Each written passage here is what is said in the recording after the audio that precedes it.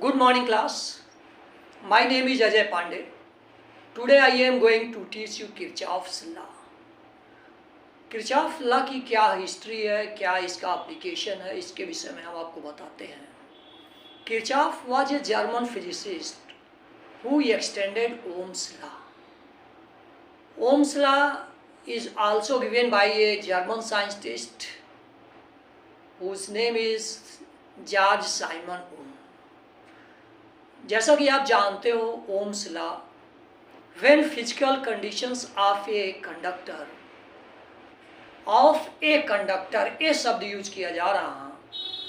When physical conditions of a conductor remains unchange, electric potential is directly proportional to electric current. Ohm's law is applicable for only a conductor, for only simple circuit. Kirchhoff extended this term. He gave two laws which are applicable for complex circuits. इस तरह से Kirchhoff ने Ohm's law को extend किया. Ohm's law केवल एक conductor के लिए था, केवल सिंपल सर्किट के लिए था. किरचॉफ ने इसको एक्सटेंड करके कॉम्प्लेक्स सर्किट के लिए दो नियम दिए. इनका पहला नियम है Kirchhoff's first law.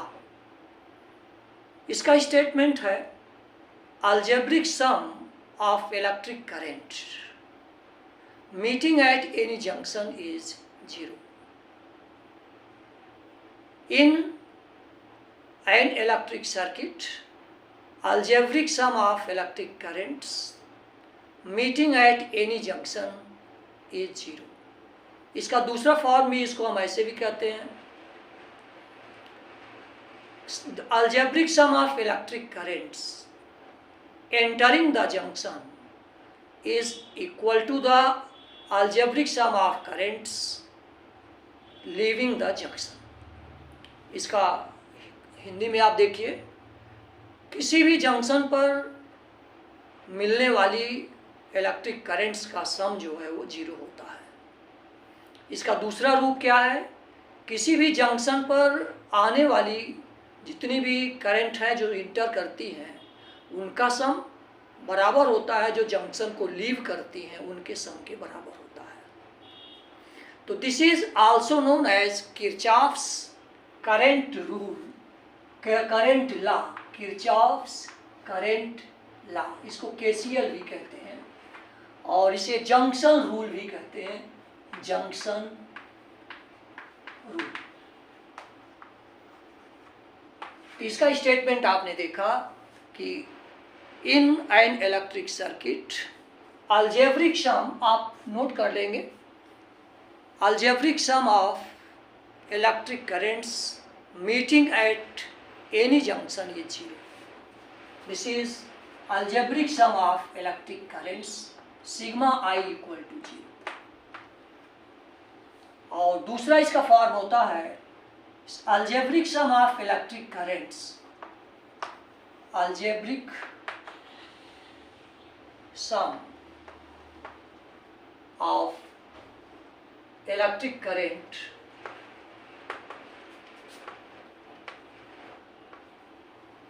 entering the junction, entering the junction equal to sum of electric currents leaving the junction, leaving the junction.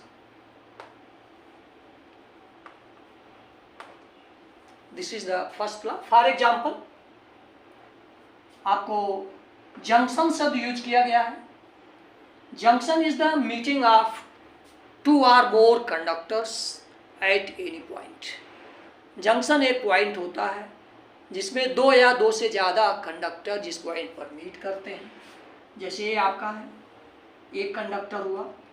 इस तरह से अगर कई कंडक्टर यहाँ मीट करते हैं तो इसको हम two or more conductors meet at a point. This point is known as junction. Let this is point A. Algebraic sum of currents, मान लीजिए कि यहाँ पर करंट आपकी I1, I2, और ये I3, I4 और ये इनकी डायरेक्शन इस तरह से शो की गई हैं I5। तो यहाँ जो करंट आपकी एंटर कर रही हैं उनका सम करते हैं। एंटर करने वाली करंट्स जो हैं I1, I2 और I5।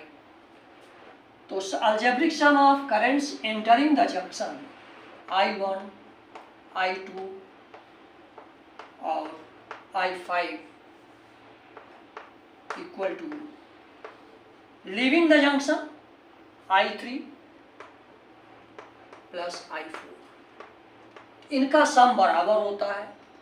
अगर इनको हम इस तरफ ट्रांसफर कर लें, केवल वन साइड कर लें, I1, I2, I5 minus I3 minus I4 equal to 0। ये सिंपली दोनों ला एक ही है, दोनों दो रूप में कहा गया है, दोनों का मतलब एक ही होता है। तो इस तरह से जो साइन कन्वेंशन है आपको लेना है। Currents entering the junction is taken as positive. यहाँ आपको दिखाया गया कि जो भी करंट जंक्शन में एंटर कर रही हैं उनको हमने पॉजिटिव लिया है, और जो करंट लीव कर रही हैं जंक्शन को उनको नेगेटिव लिया गया है। This is the first law of Kirchhoff's first law. और न्यूमेरिकल्स इसमें बनते हैं, बहुत छोटे छोटे न्यूमेरिकल्स बनते हैं। जैसे एक एग्जांपल आपको ये दे दिया जाए कि मान लीजिए कि यहाँ पर 2 एम्पियर, 3 एम्पियर और ये 1 एम्पियर करंट्स हैं और ये I है। इनकी value find the value of I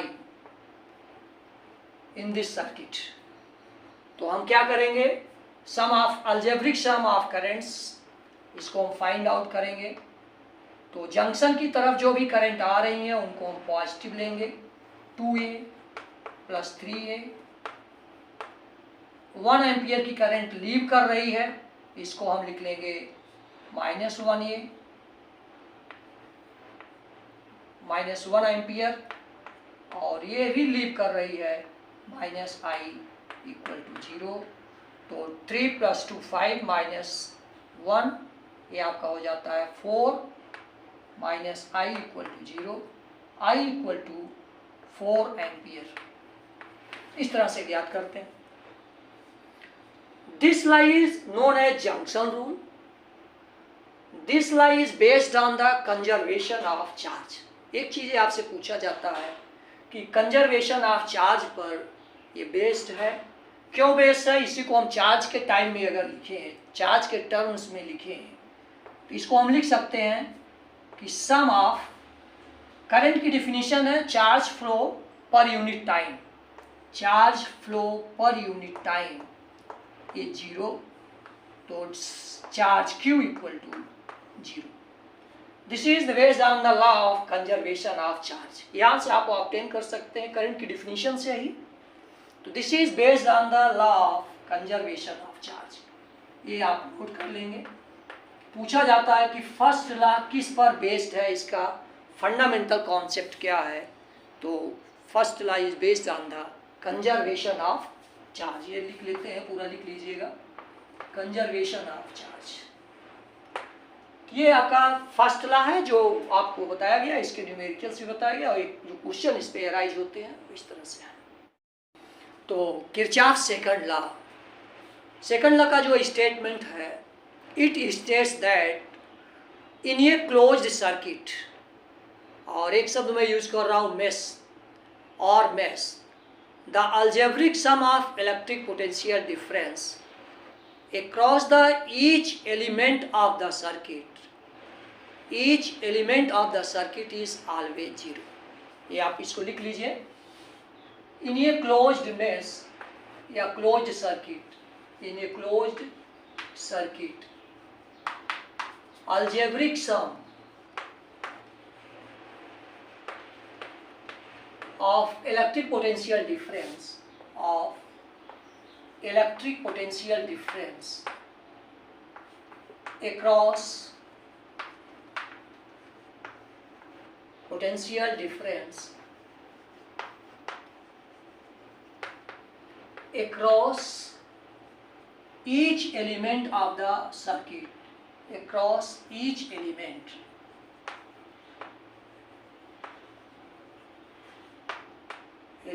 of the circuit is 0, ये 0।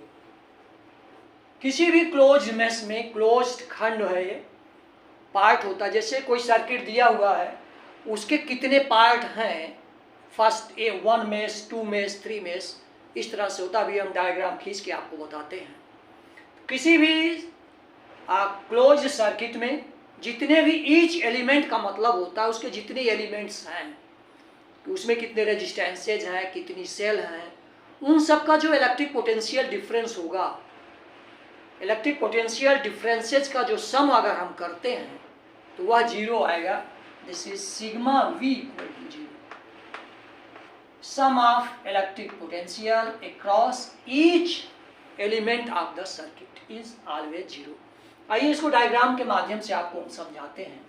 ये मान लीजिए कि ये एक सर्किट है, इस तरीके से आपका ये सेल है, इसका EMF E1 है और ये रेजिस्टेंसेज इसमें जुड़े हुए हैं इस तरीके से, और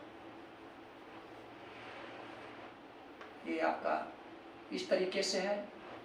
एक दूसरा सेल है जो इस तरीके से इसमें जुड़ा हुआ है और ये रेजिस्टेंसेज हैं। करंट की डायरेक्शन अक्सर पॉजिटिव प्लेट से ही लीव करती है, ये आपकी करंट की डायरेक्शन होगी, और ये और इस तरीके से।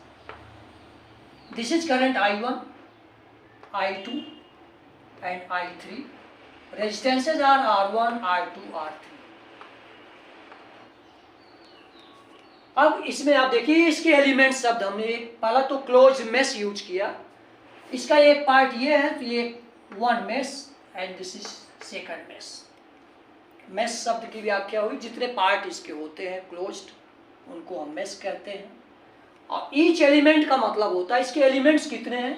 एक सेल ये है, एक रेजिस्टेंस, ये इसके एलिमेंट्स हैं। जितने सेल और रेजिस्टेंसेज हैं उसके एलिमेंट्स हैं। अगर इनके पोटेंशियल डिफरेंस अगर हम ज्ञात करते हैं और उसका सम अगर करते हैं हम, तो वो 0 होता है। This is the statement of Kirchhoff second law. अब इसको हम कैसे अप्लाई करते हैं, बहुत इंपॉर्टेंट चीज़ है। अक्सर लोग इसको अपने मन से बताते हैं कि ये इधर ले लें, ऐसे रीजन नहीं बताते क्यों माइनस ले रहे हैं, क्यों प्लस ले रहे हैं, ये हम आपको बताते हैं।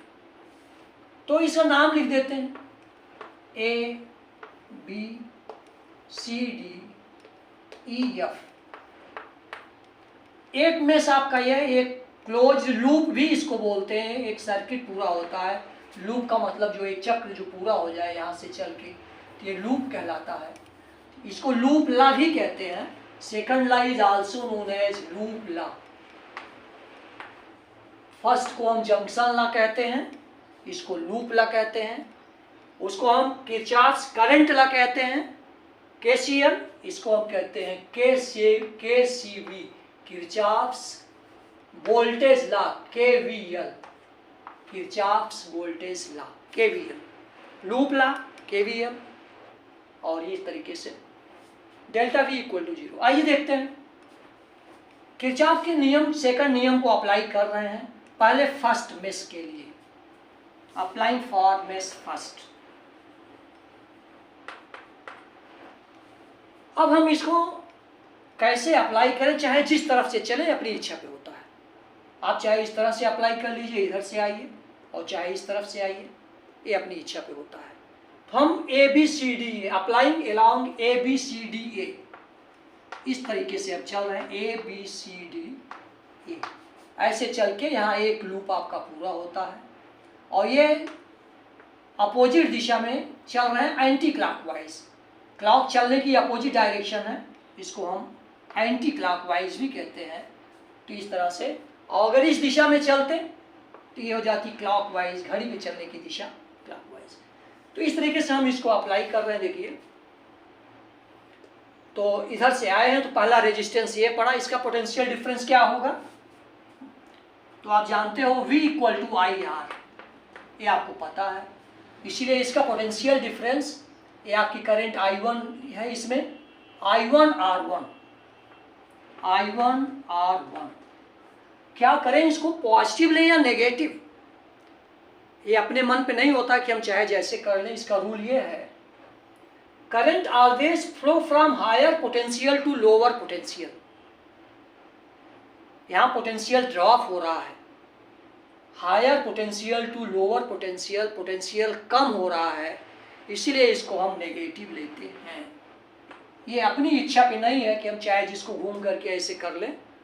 ये क्यों लेते हैं negative? This is the direction of current and current always flow from higher potential to lower potential. Higher से लोअर पे जा रहे हैं, इसलिए पोटेंशियल ड्रॉप होगा, इसलिए इस पोटेंशियल को हमने नेगेटिव लिया हुआ है। अब इस तरफ आते हैं, इसका पोटेंशियल क्या हो जाएगा, I2 R2, और ये भी करंट की डायरेक्शन में हम चल रहे हैं, higher potential to lower potential, potential drop होगा, इसलिए इसको भी हम माइनस लेंगे। ये हो गया। अब इधर आते हैं, इसको क्या लें हम, this is negative and this is positive. Negative से पॉजिटिव की तरफ आ रहे हैं हम, lower potential to higher potential आ रहे हैं, पोटेंशियल इंक्रीज हो रहा है, this is taken as positive, E1 equal to 0। इस तरह से एक इक्वेशन बनता है। फर्स्ट पर हमने ये अप्लाई किया, और मेन हम फोकस कर रहे हैं कि नेगेटिव पॉजिटिव क्यों लेते हैं। जहाँ पोटेंशियल ड्रॉप होगा वहाँ नेगेटिव लेंगे, जहाँ पोटेंशियल इंक्रीज होगा वहाँ पॉजिटिव लेंगे। अब इसके लिए अप्लाई करते हैं, applying for mesh second mesh के लिए आप यूज करिए। इसमें भी हम चाहे जिस तरफ से चले कोई दिक्कत नहीं होती है, तो हम इस तरफ चल रहे हैं, इसमें एंटी क्लॉक, इसमें क्लॉकवाइज चल रहा है, इस तरफ चल रहे हैं, DEFC, DEFCD। एक कंप्लीट साइकिल पूरा करते हैं, यहाँ D तक आ जाते हैं, DEFCD। यहाँ देखिए हम इधर आए हैं, नेगेटिव टू पॉजिटिव, पोटेंशियल कम से ज़्यादा हो रहा है, पोटेंशियल बढ़ रहा है, इसीलिए इसको हम लेंगे पॉजिटिव, E2 पॉजिटिव लिया गया। इसका देखते हैं, इसका potential I3 R3, potential V equal to IR होता है, और ये करंट की दिशा है, करंट की दिशा को हम नेगेटिव लेते हैं क्योंकि higher potential to lower potential होता है। और फिर इस तरफ आते हैं, this is also in the direction of current, taken as negative, I2 R2 equal to 0, ये हो जाता है। ये दो रूल हुए। ये जंक्शन है, इस जंक्शन पर हम करंट वाला रूल अप्लाई करते हैं, तो देखते हैं क्या होता है। ये आपका हो गया I2 और ये हो गया I3, और इस तरफ जो करंट इस साइड में जा रही हो I1 है, तो इसका क्या होगा आप बताइए। तो I1 प्लस I2 जंक्शन की तरफ जो जा रही हैं, ये जंक्शन की तरफ जा रही है, ये दोनों जंक्शन को लीव कर रही हैं, इसलिए हो जाएगा applying Kirchhoff's first law at junction D। First law at junction D, ये करंट आपकी I2 जंक्शन की तरफ आ रही है, इसको प्लस में ले लेंगे I2, और यह coming equal to leaving, I2 equal to leaving में आपका क्या हो रहा है I3 और I2। ये आपका ये I1 है, ये I2 है, ये I3 है, तो इस तरह से आपका I2 equal to I1 plus I3, ये I1 है आपका लिखा गया है यहाँ I1, तो ये हो गया I2 equal to I1 plus I3। ये तीन इक्वेशन बनते हैं, इनको हम सॉल्व करके न्यूमेरिकल अपना सॉल्व कर लेते हैं। तो ये अप्लाई करने के जो रूल्स हैं आपको बताए गए। तो इसमें भी एक क्वेश्चन ये पूछते हैं, इसको आप देखेंगे, यह जैसे पहला वाला नियम law of conservation of charge पर डिपेंड था, ये किस पर डिपेंड है, ये बोर्ड में आपसे एग्जाम में पूछा जाता है। तो डेल्टा वी इक्वल टू 0, इसी से आप ऑब्टेन करेंगे। और आप जानते हो कि electric potential work done to move unit charge from one point to other point, electric potential की ये डिफिनीशन है। इससे जब आप ऑब्टेन करते हो तो हो जाता है 0। और work done is the energy stored in the circuit. Work done जो होता है वही चार्ज को मूव करने में जो वर्क करना पड़ता है वो एनर्जी के रूप में वो स्टोर हो जाता है। This is based on the law of conservation of energy. Kirchhoff's second law is based on the law of conservation of energy, conservation of energy. इस तरह से आपको सेकंड लॉ के विषय में बताया गया, जो क्वेश्चन आपसे पूछे जाएंगे। इसके बाद आपको एक न्यूमेरिकल हम कर रहे हैं, उसको आप देखिए। तो ये आपका किरचॉफ सेकंड लॉ पर बेस्ड न्यूमेरिकल है। Using Kirchhoff's rules calculate the current through the 40 ohm and 20 ohm resistances in the following circuit.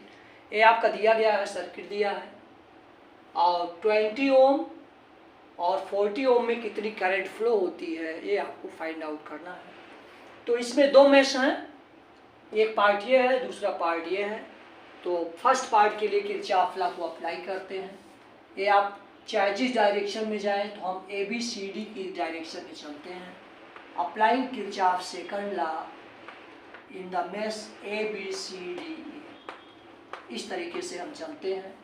ABCDE, ये नेगेटिव टू पॉजिटिव चल रहे हैं, तो ये आपका पोटेंशियल बढ़ रहा है, इसलिए इस पोटेंशियल को हम पॉजिटिव लेंगे 80 वोल्ट। और ये करंट की डायरेक्शन में हम चल रहे हैं, और इसमें करंट आपकी जो है वो I1 फ्लो होगी, I1 लिखा है ये 20 I1, ये माइनस में लेंगे क्योंकि करंट की डायरेक्शन में है। और फिर इधर आते हैं I3, ये भी करंट की डायरेक्शन में है, माइनस 40 I3 इक्वल टू 0।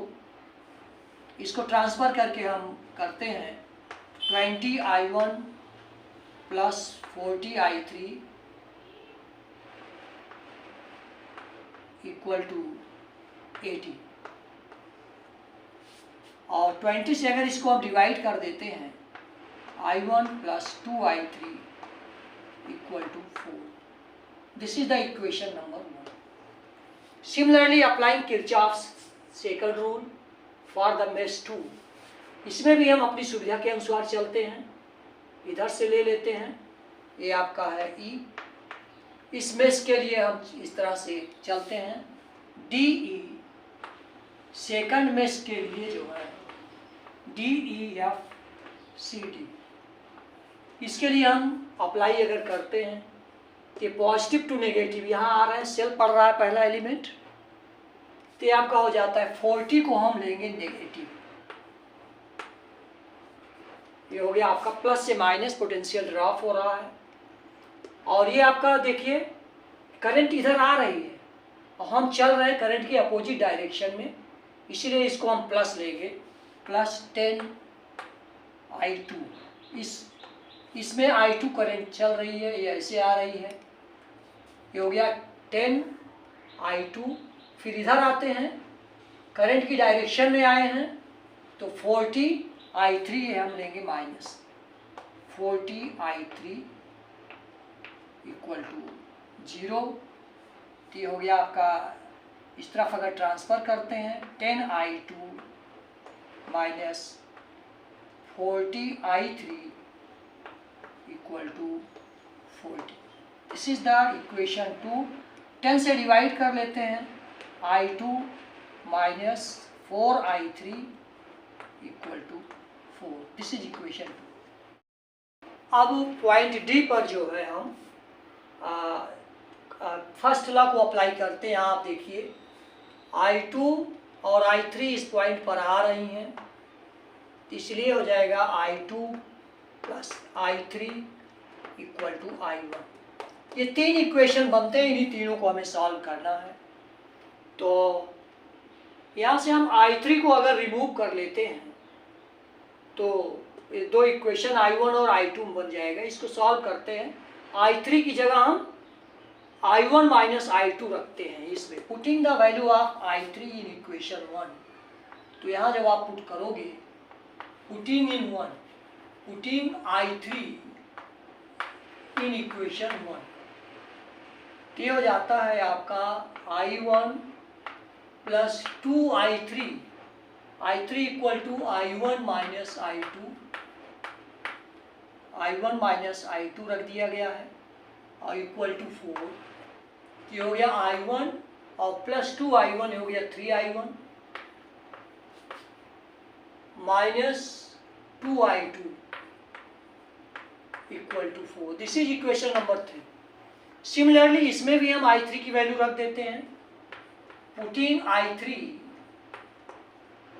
इन 2 में अगर रखते हैं तो ये आपका इक्वेशन हो जाता है I2 minus 4 I3, I1 minus I2 equal to 4, I2 और प्लस ये हो जाता आपका 4I2, ये प्लस हो जाएगा तो 5I2 हो गया, 5I2